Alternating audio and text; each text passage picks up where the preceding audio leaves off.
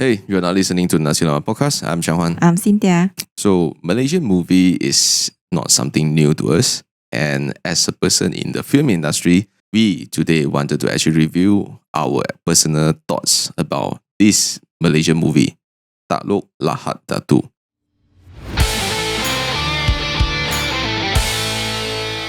So, what was your thought after watching this movie, after I recommended it to you? My first thought is, damn, Malaysia is good in producing this kind of movie with the theme of like military. Because you see previously like Pasca, Air Force, they are all good movies. So now Lahad Datu is also in the list as well. We shouldn't say Malaysia is good in producing all these militaries or even warfare movies, but I would say this is also representing a new level of Malaysian movie, Malaysian film. Because besides Pasca, Air Force, now the Lahad Datu, before that we also have like Police Evo. We also have many different good Malaysian movies. Yeah. So as an information to the audience, like this Takluk Lahad Datu movie is actually inspired by the real story, real incident that happens in Malaysia back in 2013. There is a confrontation from so-called militants that in Sabah, Lahad Datu. So I would say is so-called as inspired. So the movie is more or less follow like exactly how the story began and also how the things happens. So yeah, for yourself, like what will be your takeaway from this movie? Let's review this movie from our points of perspective from this film industry. In terms of, first of all, writing a movie, normally we will write based on like a 3-act structure. So like a setup, confrontation, resolution, and so on. The movie more or less follow this method, but in one part personally I think it's a bit like not very clear. Normally in a movie we start with like inciting incidents, meaning like the protagonist face a problem, which is in this case the militants conquer into the Lahad Datu. So the protagonists, they have to go through a journey in order to solve this problem. And during the journey, right, the protagonists, they will kind of go through a lot of stakes, a lot of fights, so on. And at one point, the protagonist, they will face the biggest stake where he will be at the lowest point of all in the movie. After the lowest point, right, only then the protagonists, they will like climb back up, like go back to the climax, something like that. Okay, normally this is how a movie structure looks like. That's how hero being shaped. Yeah. But back to the movie, what I've seen is that, I've hardly seen the protagonist in its very lowest point. Because like, if you want to say like the lowest point, maybe I would conclude that is the part where there's a lot of police being killed by the militants are the lowest points. But normally the movie that we've seen, the lower points is like they have a bit of duration there, It's not that fast for them to climb back up. But in this movie, it's a very short part. It's so short that it's hardly for you to notice, because the moment when it went to the lowest point, right, the next moment is already showing that the military already has plans to send more people to rescue their men. Yeah. So I would say that if you talk about from the 3-act structure point, maybe lowest part there is not that obvious and not that impactful. I mean, duration-wise the visual-wise, no doubt, because a lot of police force got killed by the militants. Yeah. But duration-wise, maybe in the audience perspective, like our emotion is not until that deep yet, then suddenly already rise up. Can I say because like they wanted to compress the entire stories? Because basically like what you say, in the beginning, even the introductions, like, they don't really address much in terms of how these militants came into Lahad Datu and also what is the backside story of the militants. And then like what you say, the lowest point, yes, it's just in between a very short period of time and then everything just fight back. Even when it comes to the ending, even like when it comes to so-called the climax, right, everything was just a bit touch base, like touch and go. Yeah. So not too much of like being addressed. Even last, we also wasn't too sure whether do they capture the real king of the militant, or even like whether the militant king actually got escaped from this incident. So they kind of leave an question mark towards the end of the movie. I would say overall, probably to the normal audience that watching this movie, right, for them, it's like, wow, Ghana's here, okay. And then so that's it, the end. But to us people in the industry, we have an occupational disease, so we will still tend go to look into all these analyze. different aspects. Yeah. So now, since we are in this industry, then why don't we just look into it? So let's start with the cinematography. So what do you, as a DP yourself, what do you think about the cinematography? Overall, for some movie, right, when you watch the movie, you will be like, wow, the camera movement is wow, damn nice. Yeah. Or it will be like, it feels weird. But throughout this movie, right, to be honest, I'm quite amazed with the camera movements. Angle, shot size wise, also quite wellly planned.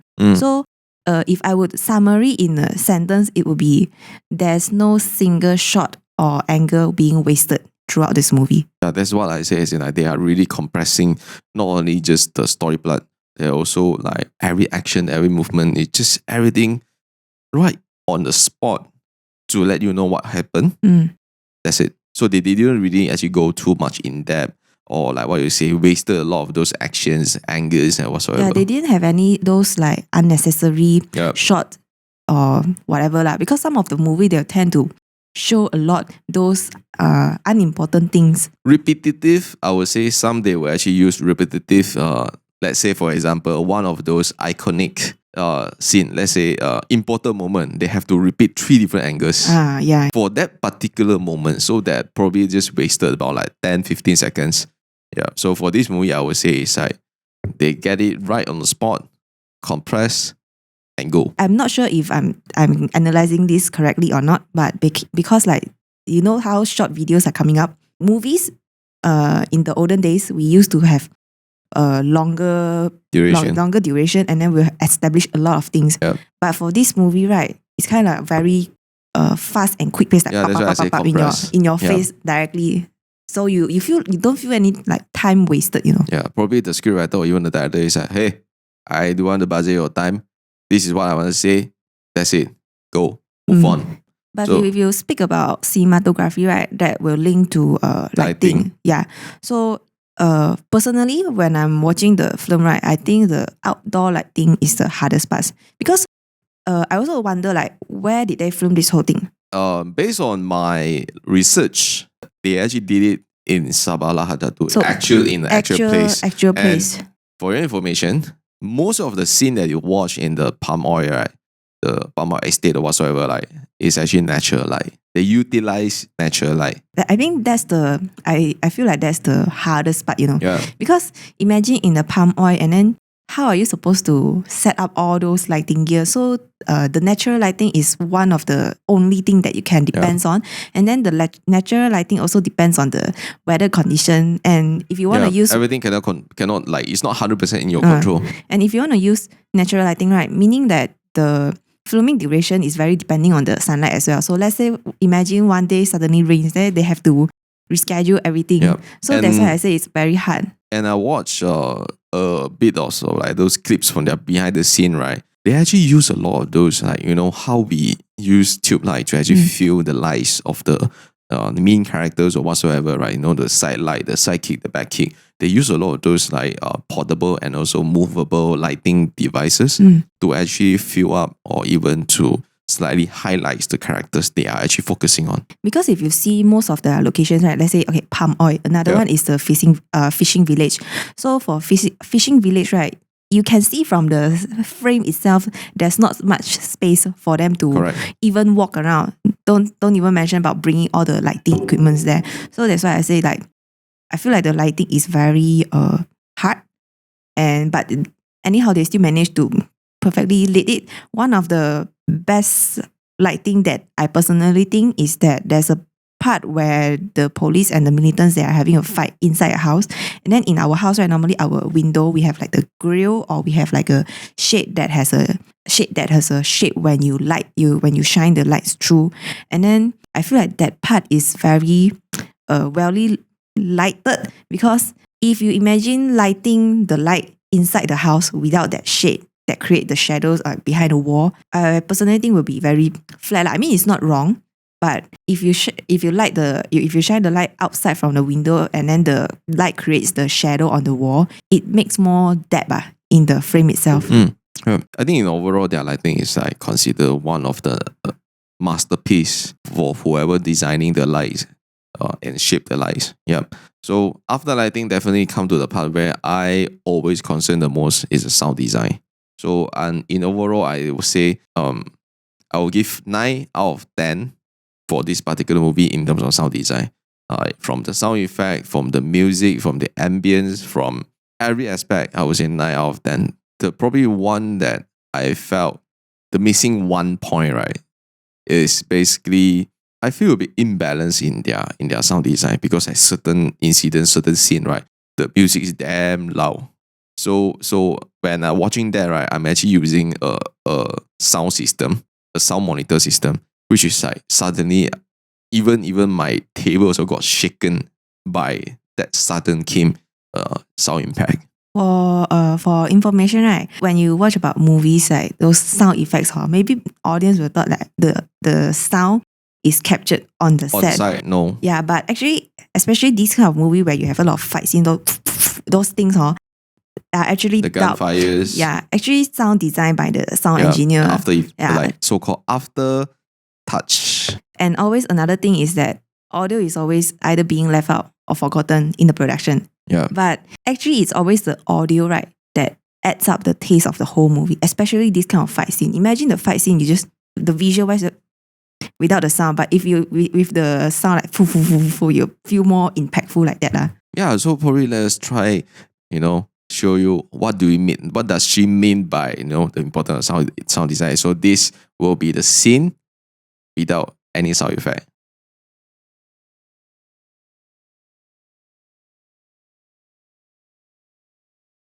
Now let's see with the sound effect.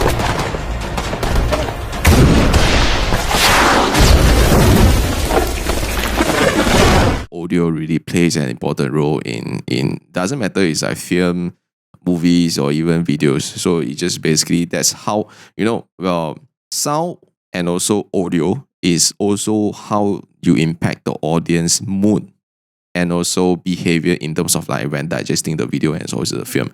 So now move on from the sound, which is basically we have art and props, which is one thing that I really impressed is the part when the militants actually chop off the head of the police officer. That moment, last time that when how we do art and props when you wanted to chop off a person's head, right? You just basically POV, looking at the militants swing the knife or even swing the sword. Just the action. That's it. So just address I chop the head. But no, in this particular movie, I am really surprised as in like they managed to did the art and props into that level. They managed to carry out the head. Oh, that is like wow. Wow. I told you what, unexpected for me because like I never expect that Malaysia we can film something like that, because it's too, to me it's too bloody already because like directly the camera is showing you the knife chopping out the head, and it's even not like carry out the and head. it's not like just one knife, or it's like multiple times. And then eventually the militants carry the head and he was like showing off to the other militants. And I feel like indirectly showing off to the audience and said, wow, damn bloody. I cannot. But I would say I have closed my eyes. The arts and props is like that is the next level. Art and props, I guess, like it's not just only all these small details. Even, when it comes to the machineries, the vehicles, the guns that the militants or even the police officer use, right? I would say that is like 1-to-1, 100% correct ratio. Exactly how, not just only art and props, also in terms of the directing in terms of action directing, the way how the police officer hold the guns, how they aim, how they fire, right? That is just 100% exactly according to how police officer, PDRM, how they hold the gun, how they was trained to fire. I think before the talents, they actually filmed this whole movie, right? I think they went for training, I guess. Definitely they went for training.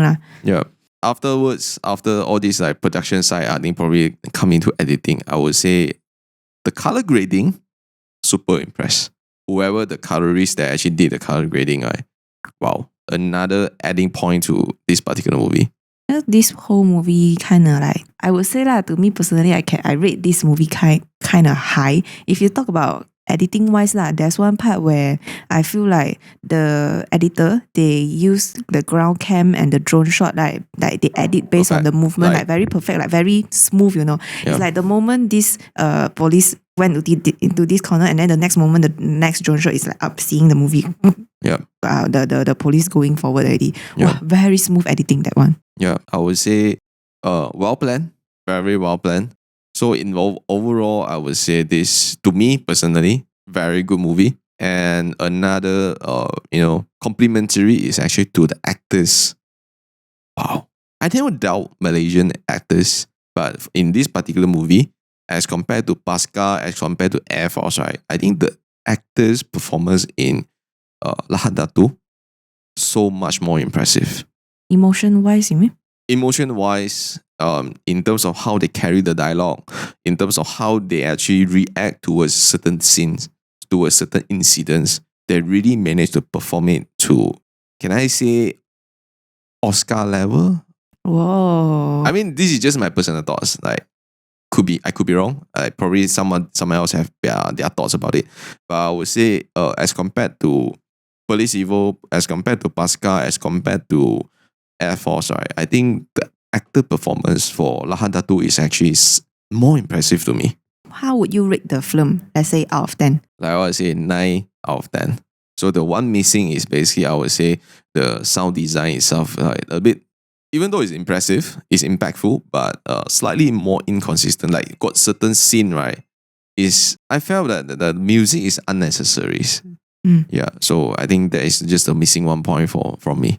I think if me, I would rate 8 over 10 because so 1 where point. Is the missing 2 point? One is that the ending a bit pity lah. I feel like the ending a bit chincai because the rest of the movie is very perfectly done, but the ending is like, just let it go. Very like chincai like that lah. But to conclude, I still think it's a very great movie that, it's a good movie. Yeah, recommend to everyone to watch. I miss out when it was actually in the cinema. So for those of audience that listen to this podcast and you wanted to watch this movie, go to Netflix because it's available in Netflix. Yeah, not just because it's a good film, but also to support our own local Malaysian movie. Yes, let's produce more Malaysian movie. Probably one day we can, we never know, win the Oscar. Yep. So that is all for this episode, and we will see you in the next episode. Thank you.